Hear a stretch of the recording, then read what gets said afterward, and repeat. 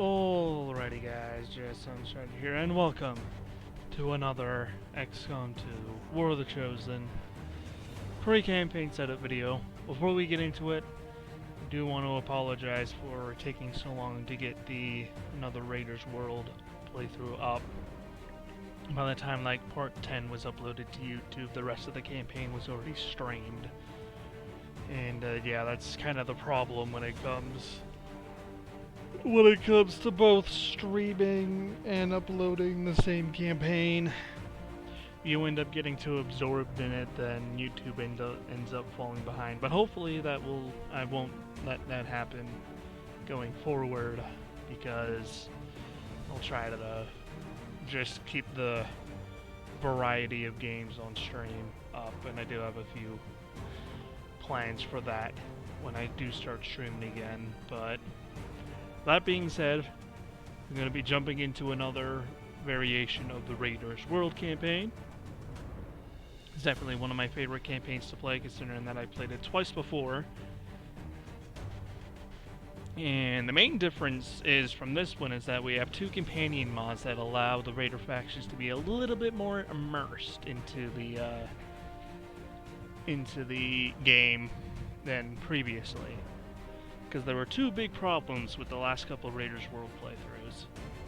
First one was the AI wouldn't activate on each other, and they'd need Xcom to have line of sight to both the Raider faction and the Advent group in order for anything to happen, and at that point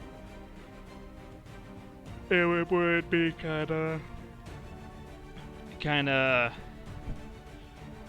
of boring to watch, because by that point we'd already be in a position to, break concealment and start the fight, and then I'd probably get screwed by the AI and they wouldn't attack each other as much as they'd attack us. So that was obviously a big problem. Second big problem is that the Raider faction would spawn in the middle of the map alongside Advent pods, and that made no sense whatsoever. Probably adds to the not activating on each other problem. But we have Raiders and Resistance strategic spawning, as well as AI to AI activations that pretty much fixes those problems. Right, so we'll have Xcom spawning on one edge of the map, a Raider faction spawning on the other edge of the map, plus if we have a team of skirmishers, because I do have the the Resistance Hero Incursion mod as well, that they will also spawn on one edge of the map, and then everybody will, be patrolling around with Advent controlling the middle of the map, activating as they see each other, which is pretty freaking cool. Especially when a Chosen shows up. Oh my god. Sorry about that. I got my second COVID shot yesterday, or I guess on Wednesday, because you guys won't see this till Friday and it's Thursday. But yeah, I got my second COVID shot on Wednesday, and I'm freaking out of it right now. So apologies for being droggy, but I do want to get this video up in time for you guys to actually watch it and know what's going on. So, small price to pay for salvation. Anyway, any previous Raider faction that was in the game in the past two Raiders World campaigns are in this one. There's a lot to list off, so if you really want to, link to this collection will be in the description below, and y'all can go through and see it for yourself. We do have some new ones. There is a Raider Unit Manager mod that converts some of the modded enemies that were supposed to be fighting for Advent into Raider factions themselves. So that's pretty cool. And the mobile task forces, as well as the Chaos Insurgency, had their visual bugs fixed. I remember Puma the Great leaving a comment on the last Raiders World campaign about that. And the mobile task forces themselves have been overhauled, so there's multiple different squads of different specializations. And it's not just the one general squad. So that's pretty much the general theme of the campaign. In terms of actual Advent enemies, I unsubbed from a lot of the super strong enemy mods because I want to give the Raider faction somewhat of a chance during this playthrough. And by the late game, a lot of them are significantly underpowered. Some Raider factions are stronger than others, and they can hold their own somewhat, but at the end of the day, they still get their asses kicked by vanilla late game enemies, so having like a Sectopod Annihilator or a squad of Purge Priests on top of it wouldn't help.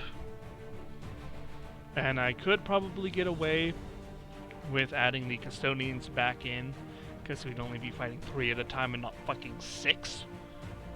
It's for the same reason as previously stated, where I want the Raider faction to have somewhat of a chance. So, Purge Priests, Custodians, even more robots, the Bio Division and the Mass Effect enemies are all gone. The Bio Division and the Mass Effect enemies are all gone mainly because they took over the spawn tree of the late game, and we'd be fighting nothing but Biotroopers and Mass Effect enemies, and that got really boring after a while. Enemy mods that are still in the game, however, Better Advent, obviously, the Fanatics, another one of the Harder War mods that added a bunch of Muton variants and Andromedon Dreadnought, Drome Dome, which is one I haven't used before. It adds elemental-based Andromedons that have like fire globs instead of acid globs and all that fun stuff, so that's pretty cool. The Pathfinders are still in. The Side Commandos are still in, and there's maybe 1 or 2 that I forgot that are also still in. Once again, they're all listed in this little collection that's linked in the description. And in terms of Xcom's side of things, I will be using the Proficiency class pack that Dureva used during his Strat Overhaul run. And during my testing, they definitely improved a lot more from the vanilla classes. Also, I'm sorry, Crazy Eyed, for not being able to test your OP Grenadiers mod. I know how important bug testing is after bug testing Coyote's MechWarrior 5 mission mod a lot, but I don't want to break the synergy that the proficiency classes build with each other. That's why I'm not using any other class mod or anything like that. Also, the Templars just got their new proficiency plugin a few weeks ago, so it'll be interesting to see how they play out. Obviously, I played with them before, but for the sake of the stream, I'm saying that. Speaking of Templars, we're also bringing back the program ops, which we used during the Unholy Alliance playthrough, which adds in these OP psionic super soldiers that we can call in for a favor once a month in exchange for hunting down the Templars. So, you know, we just got this fancy new Templar class, and then we're going to try killing them off in exchange for OP favors. The reason why I'm bringing them back is because I never actually completed the Hunt the Templar side story, and I would like to be able to do that. I haven't even gotten that far in my testing, so I have no idea what it's going to be like. So it'll be interesting to see how that plays out. And of course we have Wibbles back in the game as well, because Wibbles is, well, it's Wibbles. Speaking of Wibbles, we are also using the Fireborn's mission pack. Wibbles, obviously. It says I downloaded the Shivs mod, but we're not using that. I had that downloaded for a previous campaign, and it just says downloaded because I technically downloaded it before. Same with the Behemoth tank. I'm not bringing that freaking crazy beast of a tank back in again. I don't think I'll be able to get away with hacking it again like I did during the Unholy Alliance playthrough. I can't get that lucky twice. I'm also playing with the Playable Chosen mod again, because I wasn't able to get all 3 chosen during the Better Civil War run, because obviously my self-imposed restriction was to only kill one of them, not all 3 of them, even though only one of them showed up with Leviathan, and it would be nice to use all 3 chosen instead of just the Hunter, because, you know, just my luck, when I was playtesting a Better Civil War, I got the Hunter as the skirmisher rival, so I killed the Hunter and was just able to make the Hunter playable Hunter before starting the campaign. I start the campaign and I get the fucking Hunter again, so that was just wonderful. So hopefully I'll be able to use all 3 playable chosen. It's technically early alpha, but Coyote doesn't mod for XCOM 2 anymore, so all these mods are technically dead, but they work, so that's all that matters to me. And before we go, a couple of things I want to touch up on. One, the character pool is open again. This is not a cosmetic restricted campaign, so the character pool is open again. However, I am going to be changing how I take character submissions, and that is I will not be taking character submissions in the middle of a campaign or in the middle of streaming. I will not be taking character requests midstream because I want to keep the momentum going. I want to play the game. That's why I stream it. You know, that's the whole point of streaming or recording, and I don't want to take, like, you know, half an hour to an hour trying to fine-tune a character based on a delayed stream chat. No offense, but I just don't want to have to put up with that again. So I will not be doing it on stream, mid-stream anymore. Towards the end of the stream, when I say this is going to be the last mission of the day, I might take, you know, a few minutes to do like an XCOM dress-up thing at the end of the stream, because I'm already planning on winding down and ending the stream, and that'd be a kind of cool way to just do like a last 30 minutes just chatting thing where I do XCOM character creation, but that won't be every single time. Do not expect me to do that every single time I stream XCOM 2. Especially if I work early the next day or I'm just fucking tired or something. That will be subject to change from stream to stream. So if you guys want to do submission requests, you can check out my Discord, linked in the description below. Probably right below the mod list. You can join that, verify you read the rules in the rule verification thingy, and then you should be able to find a XCOM character submission sub fucking channel there where you can drop a .bin file, you can drop a screenshot, or just list what you want, what cosmetics you want, what spec you want, what name and all that stuff.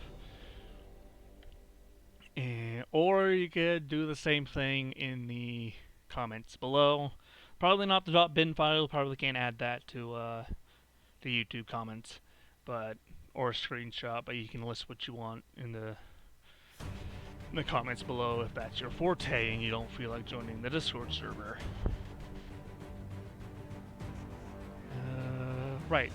Just bear in mind that you can submit a hero faction soldier if you want, but there's already like 3 Templars, 2 Reapers, and 2 Skirmishers in there.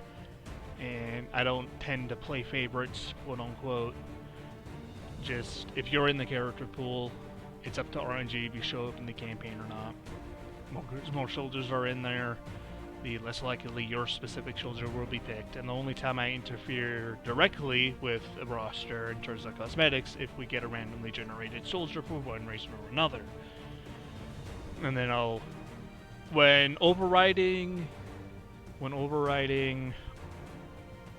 randomly generated soldiers, I do prioritize viewers over my personal characters, but in terms of like starting the campaign and the first generated roster and the starting squad and all that stuff, I don't play favorites. No offense or anything, but that's just how I roll. And that being said, yeah. And before I move on, if you are in Duraba's character pool, let me know, because I do have his .bin file installed in my importables area, and that'll just save time. It's like, you know, you could be like, hey, I'm Crazy-Eyed, or I'm Princess, or Natalie in Duraba's character pool. You can add me to your character pool and all that stuff, and it just saves time. So yeah, just make sure you put the full character name and the nickname. Okay, so I'm Natalie Demon, whatever the fuck her last name is. You know? Or I'm Marco Nightmare Swartz, or whatever in the character pool.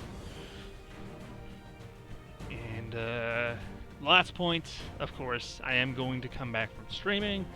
I said it during my announcement video that I said I was taking a break.